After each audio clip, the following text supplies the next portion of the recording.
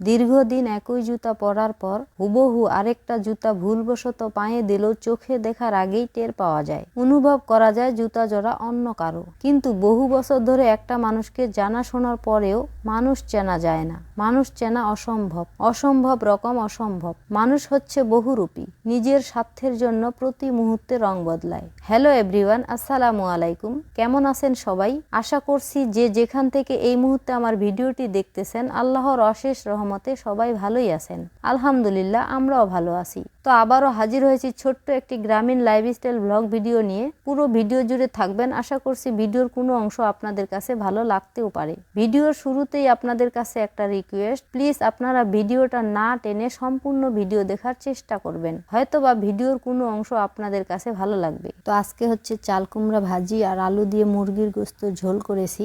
যে মুরগিটা দেখতে পেলেন যে ডিম দিয়েছে, এইটা হচ্ছে সেই মুরগিটা। আপনারা লক্ষ্য করছেন কিনা জানি না, যে মুরগিটা হচ্ছে হাঁসের বাচ্চা নিয়ে বের হয়েছিল, ওই মুরগিটাই হচ্ছে আজকে আবারও মাশাআল্লাহ ডিম দিয়েছে। তো এইখানে হচ্ছে স্নেক প্লান্ট গাছের পাশে আমি কিছু লেবুর বীজ দিয়েছিলাম। তো মাশাআল্লাহ কিছু গাছও হয়েছে।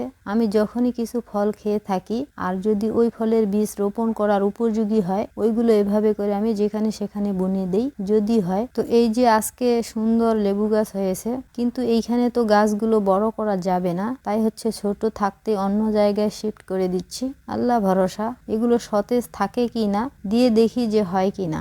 তো আমি আপনাদেরকে কিছুদিন আগে বলেছিলাম যে কচুর মুখিটা আমি নিড়ানি দিচ্ছি আর খান সাহেবের কাছে মাটি দিয়ে নিব। আপনাদেরকে আরেকটা কথা বলেছিলাম যে এই মাটি দেওয়াটাকে আপনাদের এলাকার ভাষায় কি বলে। তো আপনারা যেহেতু অধিকাংশ আপু বা ভাইয়ারা শহরেই থাকেন, তাই বলতে পারেননি, কিন্তু আমি কিছু কৃষি বিষয়ক ভিডিও দেখে জানতে পেরেছিলাম যে এই মাটি দেওয়াটাকে আপনাদের বাইরের মানে হচ্ছে বিভিন্ন বিভাগের মানুষ পিল তৈরি করা বলে। তো যাই হোক, খান সাহেব সুন্দর করে মাশাআল্লাহ কচুর মুখিগুলোতে মাটি দিয়েছেন।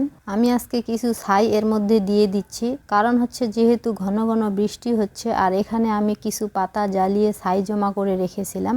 যদি এখন ছাইগুলো কাজে লাগিয়ে না দেই তাহলে ধুয়ে ধুয়ে প্রতিদিনই নষ্ট হয়ে যাবে, তাই হচ্ছে এখানে ছিটিয়ে দিচ্ছি। তো এখন হচ্ছে একটা ভাইয়ার কমেন্টস পড়বো। তো ভাইয়াটা লিখেছেন হচ্ছে যে আসসালামু আলাইকুম আপু, কেমন আছেন? ভিডিওটা খুবই সুন্দর হয়েছে, দারুণ কথাগুলো খুবই সুন্দর। তো ভাইয়াটার আইডির নাম হচ্ছে এমডি মহিদুল শেখ। তো ভাইয়ার উদ্দেশ্যে বলছি, ওয়ালাইকুম আসসালাম ভাইয়া, আলহামদুলিল্লাহ আমরা ভালো আছি। ভাইয়া, আমাকে এত সুন্দর মন্তব্য করার জন্য আপনাকে অসংখ্য ধন্যবাদ, আর আপনার ফ্যামিলির জন্য আমার পক্ষ থেকে অনেক অনেক দোয়া ও ভালোবাসা রইল। তো এখন পর্যন্ত যারা আমার ভিডিওটি দেখতেছেন আর লাইক দিতে ভুলে গিয়েছেন তাদেরকে বলছি, প্লিজ ভিডিওটাতে একটা লাইক দিয়ে দিয়েন, কারণ আপনাদের একটা ছোট্ট লাইক আমার ভিডিওটাকে আরো অনেকের নিকট পৌঁছায় দিতে সাহায্য করবে, আর সেই সাথে আমাকে আরো নতুন একটি ভিডিও তৈরি করার অনুপ্রেরণা যোগাবে। তাই আবারও বলছি, প্লিজ একটা লাইক দিয়ে দিয়েন। তো এখন হচ্ছে আমি মূল কথায় আসি, যেটা বলতে চাচ্ছিলাম আর কি। প্রথমেই বলি ছাগলের কথা। আমার এই ছাগলটার নাম কিন্তু আদুরি, আপনাদেরকে বলেছি কিনা জানি না। তো আদুরিকে আজকে এক সপ্তাহ যাবৎ ছাড়ে রাখতে পারতেছি না, কারণ ওর হচ্ছে কিছুদিনের মধ্যেই বেবি হবে।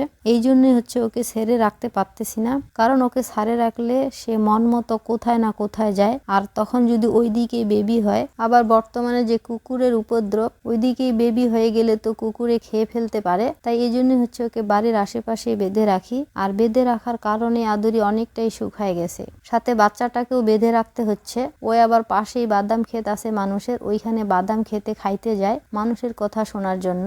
এই জন্য হচ্ছে ওর মায়ের সাথে ওকেও বেঁধে রাখতে হচ্ছে।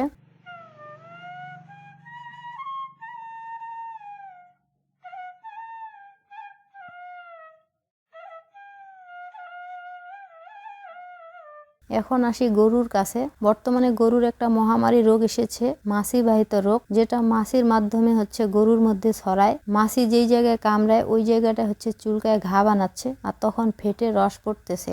আমরা হচ্ছে ওই সময়টা গরুর আসতেই দেই নাই, কারণ মাছি বাইরে বেশি, ঘরে একটু কম, তাই হচ্ছে সারাদিন ঘরের মধ্যেই রাখতেছি।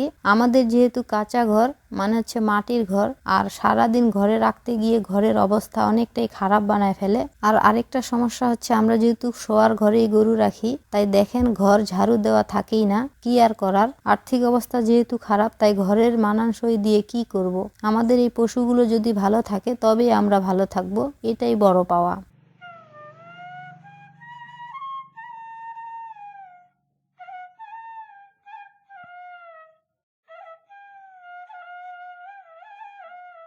তো এবার হচ্ছে হাঁস মুরগির পালা।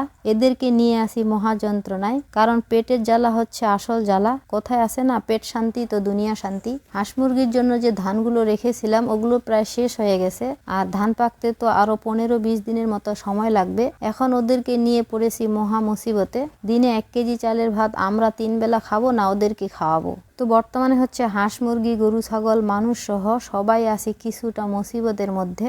আর বড় হাঁসগুলোকে নিয়ে আরেকটা জ্বালা, ওরা যদি একদিন বাড়িতে থাকে তো 3 দিন এই পুকুরের মধ্যে থাকে, উঠতেই চায় না। তবু আলহামদুলিল্লাহ সুস্থ তো আছি, এর থেকে বড় পাওয়া আর কি। তো বিকেলে গরুগুলোকে একটু বের করে দিই ঘাস খাওয়ানোর জন্য, সেই সাথে তারা একটু আলো বাতাস পায়, আর ঘরটাও সেই সুযোগে পরিষ্কার করা হয়। তো এখন আমি আর ঘাস আনতে পারি না কোমরের ব্যথায়, এখন শুধু খান সাহেব একাই ঘাস নিয়ে আসে। তো আমার গ্রামীণ লাইফস্টাইল ব্লগ ভিডিওগুলি যদি আপনাদের কাছে ভালো লেগে থাকে তাহলে আমার চ্যানেলটি সাবস্ক্রাইব করে আমার এই ছোট্ট পরিবারের সদস্য হয়ে যেতে পারেন। আর আপনি যদি অলরেডি কাজটি করে থেকে থাকেন তাহলে আপনাকে জানাই অসংখ্য ধন্যবাদ। আজকে এখানেই বিদায় নিচ্ছি, পরবর্তী ভিডিও নিয়ে নাও আসতে পারি, কারণ নিঃশ্বাসের কোনো গ্যারান্টি নেই। সবাই ভালো থাকবেন, সুস্থ থাকবেন, আর আমাদের জন্য দোয়া করবেন। আল্লাহ হাফেজ।